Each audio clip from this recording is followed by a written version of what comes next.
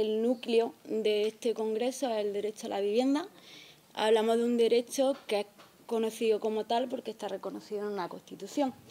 Y entonces sí que me ha sorprendido a la hora de leer todos los trabajos que la aproximación que se ha hecho a este derecho a lo largo de todas las comunicaciones parte de una premisa que es bastante controvertida, porque esa aproximación en los diferentes trabajos del derecho a la vivienda se hace en términos de derechos subjetivos, sin cuestionar, al menos aparentemente, esa calificación a la luz del encuadramiento constitucional del artículo 47. Cuando hablamos del artículo 47 de la Constitución española, estamos hablando de un principio rector de la política social y económica. En términos por lo menos teóricos constitucionales, no hablamos de un derecho subjetivo en sentido estricto. Entonces sí que me ha generado sorpresa al leer los trabajos que en ningún momento se pone en tela de juicio esa calidad de derecho subjetivo a la luz de ese encuadramiento constitucional. Y es por eso que yo quería aprovechar la intervención para preguntar a los distintos comunicantes o ponentes cuál es su opinión acerca de la necesidad, en su caso, de una reforma constitucional que nos permita acabar con esta categorización de derechos que parece un poco manida y anacrónica en cierto sentido, ¿no? Yo os quería dar un poco mi opinión para intentar enlazar a través de distintos elementos comunes que he podido ver en los diferentes trabajos. Y yo quería decir que, bueno, a día de hoy efectivamente entiendo que es muy difícil mantener desde el punto de vista teórico y práctico esa calificación de derechos que lleva a cabo el texto constitucional.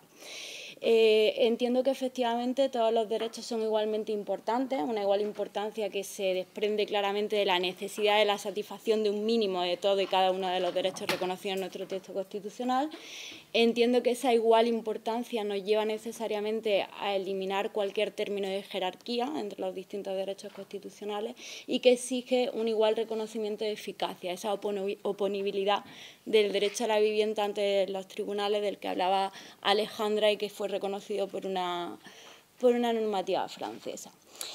Por ello mi pregunta, una de mis primeras preguntas hacia los ponentes era su visión acerca de esa necesidad de la reforma constitucional o, en otros términos, si consideráis que a día de hoy esa consagración del derecho a la vivienda como un principio rector dentro del texto constitucional permite diluir nuestras obligaciones en la materia, obligaciones que vienen muchas de ellas del derecho internacional, precisamente por el reconocimiento de un amplio margen de actuación al legislador en su configuración, en su desarrollo práctico como principio rector. Yo efectivamente no creo que el problema en la práctica sea el encuadramiento constitucional del artículo 47,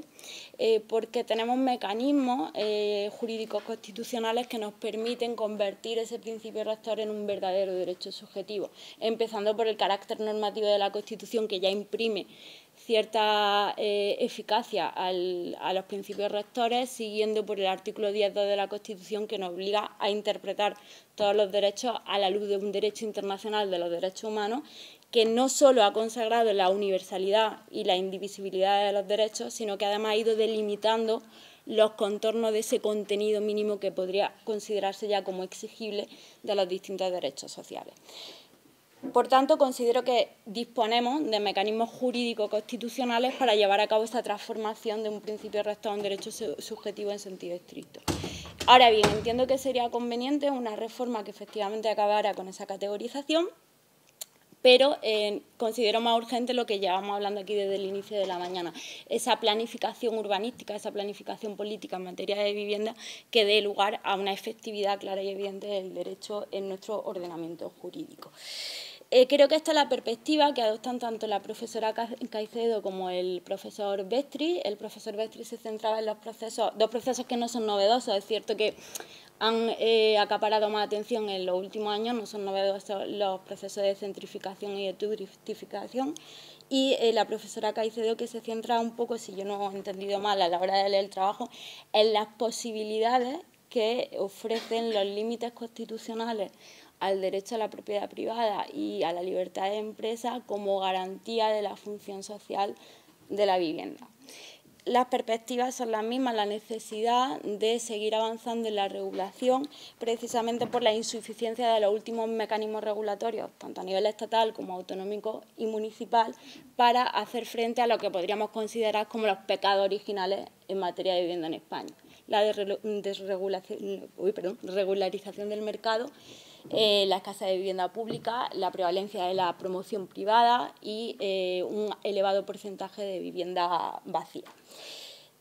Dado que las perspectivas son muy similares, quería preguntaros también por vuestras preferencias, por decirlo de alguna manera, sobre posibles modelos de gestión del parque de vivienda pública y de contención de la renta de alquiler en España. Quizás pensando un poco en la experiencia del derecho comparado, pues en el modelo de la Viena Roja, con esa intervención por parte de entidades sin ánimo de lucro, o en la Ley Francesa de Solidaridad Urbana, y desde el punto de vista de la contención de la renta de alquiler, quizás la Ley Berlinesa de contención o de freno de las rentas de alquiler. No sé, un poco vuestra opinión acerca de posibles modelos que desde la experiencia comparada pudiéramos importar al ámbito interno.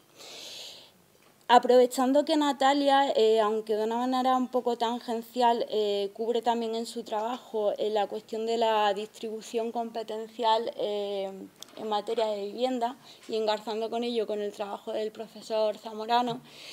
yo quería lanzar aquí una reflexión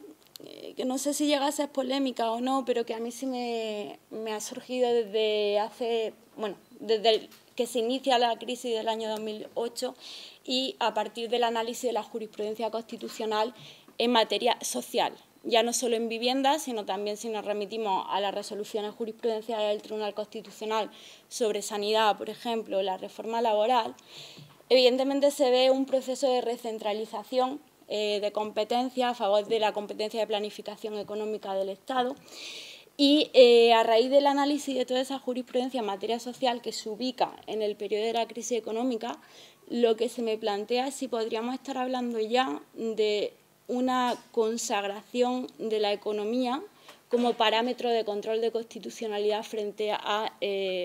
las medidas limitativas de los derechos sociales. Yo creo que sí, yo creo que desde la sentencia 119/2014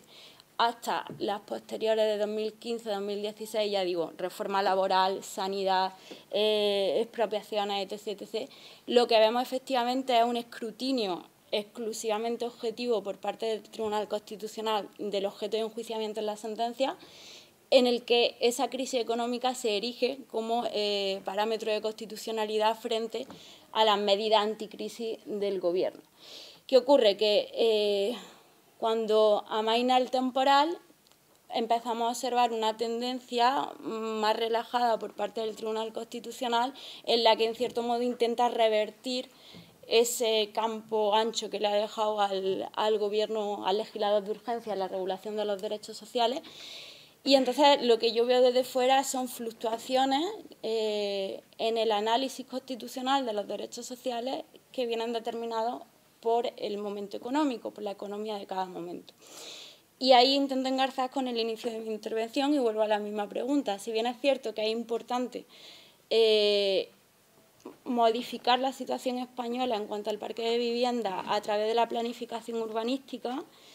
creo que para evitar también estas fluctuaciones doctrinales por parte del Tribunal Constitucional y para evitar que el momento económico determine el contenido de los derechos sociales, sería efectivamente necesario poner coto desde el texto constitucional a ese excesivamente amplio margen de actuación por parte del legislador. Y entonces, lo mismo que antes decía, que creo que lo prioritario es actuar desde el punto de vista más práctico, me da la sensación de que no debemos perder de vista esa necesaria modificación de un texto que es el que está permitiendo las desviaciones por parte del legislador en atención a la coyuntura económica de cada momento.